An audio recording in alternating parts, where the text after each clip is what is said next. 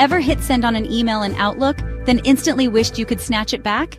Don't worry, I've been there too. Today I'll show you exactly how to recall an email in Outlook step by step.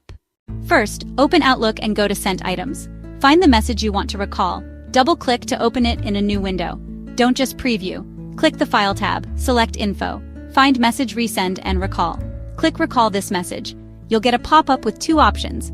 First, delete unread copies of this message. Second option, delete unread copies and replace with a new message.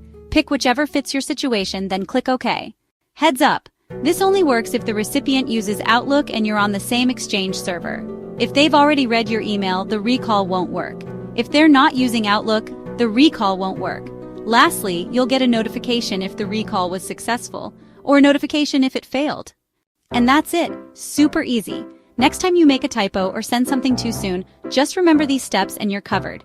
If you found this helpful, hit that like button and subscribe for more quick tech tips.